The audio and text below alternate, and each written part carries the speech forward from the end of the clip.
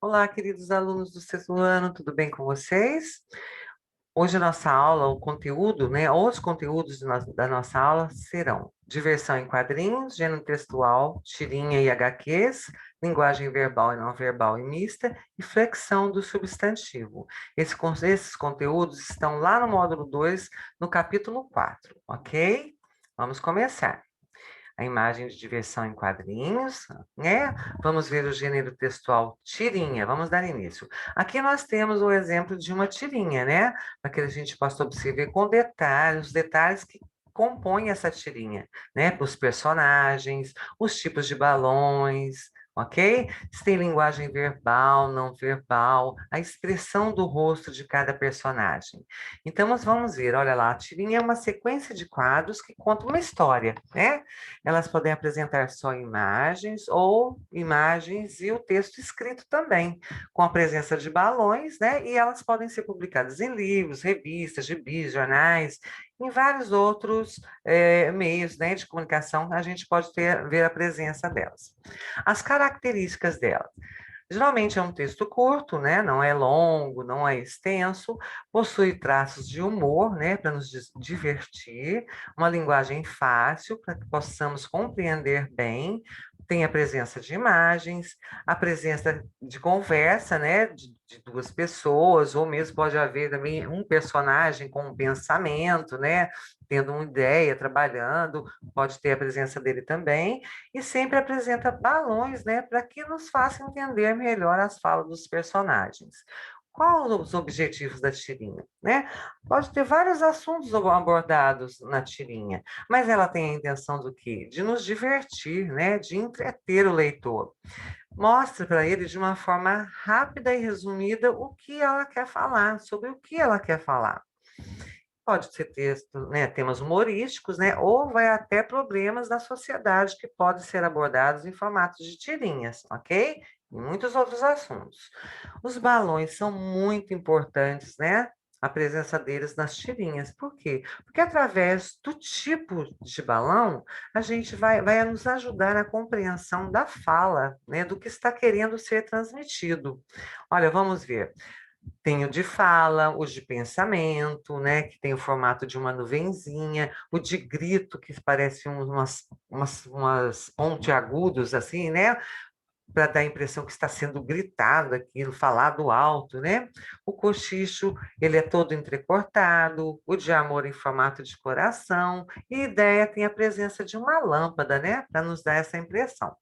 Então, quais são os tipos de linguagem que a gente encontra nas tirinhas? A linguagem verbal, não verbal e mista. Vamos ver cada uma delas. A linguagem verbal é aquela que é expressa através das palavras, escritas ou faladas, né? Para que haja entendimento, um bom entendimento do que está querendo ser transmitido. A linguagem não verbal, ela é representada através do quê? De sons, de danças, de imagens, as expressões dos personagens, de cores também, né? De outros recursos também pode aparecer. A linguagem mista já é o quê? Ela é utilizada ao mesmo tempo a verbal e não verbal, ok? Então, agora nós vamos ver a flexão dos substantivos, né? Que eles podem ter de gênero, de número, de grau, nós vamos ver cada um deles, ok? Olha o gênero dos substantivos. No gênero substantivo, a gente tem masculino e feminino, né? Olha o exemplo, zangão e abelha, né? Olha, para a gente determinar cada um deles, o masculinos eu vou colocar o quê? O artigo antes dele, né? Eles são precedidos, né? Pelos artigos o, os, uns. O gato, os gatos, né? No nosso exemplo.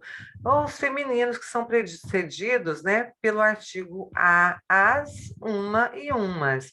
Por exemplo, a menina, as meninas, ok?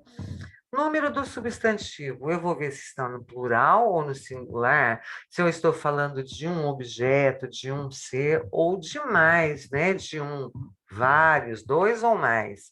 Um exemplo aqui, um lápis, alguns lápis, uns lápis, né? Bola para uma bola e bolas para várias. Olha lá, no singular para indicar um único ser ou um único objeto. No plural, para indicar mais de um, né? Vamos observar aqui, olha, usado bolas para mais de uma bola, saias para mais de uma saia, assim como sofás e os outros objetos também que estamos vendo aqui, né? Vamos ver agora, porque para cada substantivo tem umas regrinhas específicas, né? Dependendo da terminação desses substantivos. Vamos ver os substantivos que são terminados em R, S ou Z. Eu vou acrescentar o ES. Vamos ver os exemplos. Roedor, roedores. Gás, gases. Rapaz, rapazes. Quando o substantivo terminar em L, ele vai perder este L, nós vamos tirá-lo e vamos acrescentar o IS, como fica em animal, animais, anel, anéis, anzol, anzóis. Terminados em ão, ele vai perder o ão e acrescenta-se ões, ães, ou mantém, né, ão e acrescenta-se s, depende do caso. Casarão, casarões, capitão, capitães, cidadão, cidadãos, ok? Quando terminar com X, né, que ele tendo o som de CS, não muda o plural, vai se manter com xerox, tórax, né? Nas palavras terminadas com S, quando elas forem paroxítonas, não vai mudar o plural. Ué, como eu sei determinar se ela é uma paroxítona?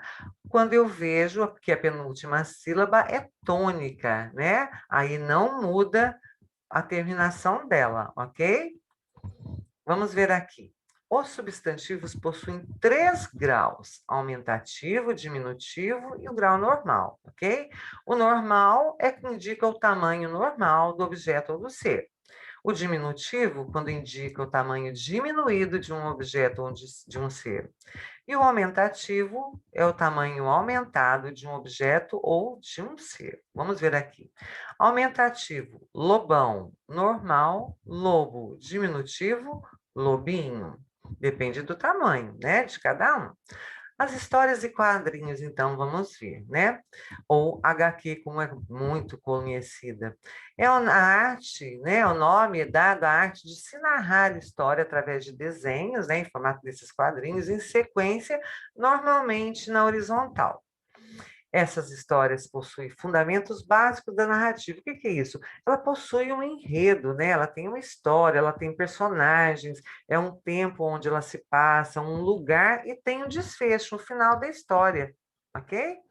No geral, elas apresentam linguagem verbal e não verbal, como a gente já viu, né? Que pode ser escrita, fala, imagens, né?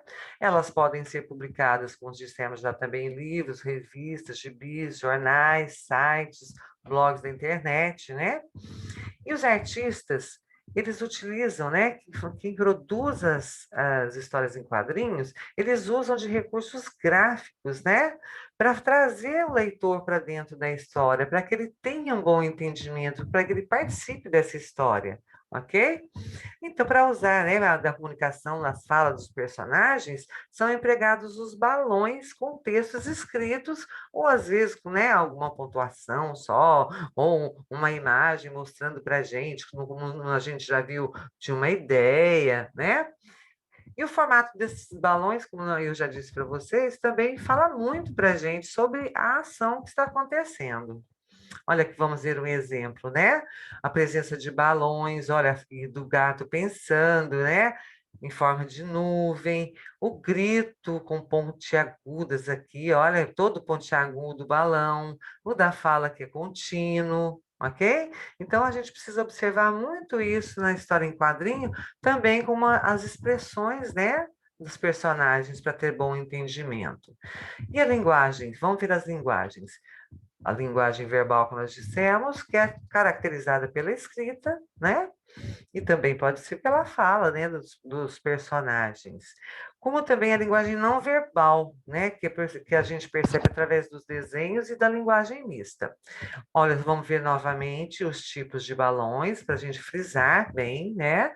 O que eles querem nos expressar, como os gritos, pensamentos, choro, quando está cochichando, né, que são os sussurros, né? Vamos prestar atenção em todos esses. Olha lá. Fala do personagem, pensamento, grito, cochicho, né? Fala de mais de um personagem, a dúvida, a ideia, a admiração, né? E também nós temos diferentes tipos de quadrinhos, né?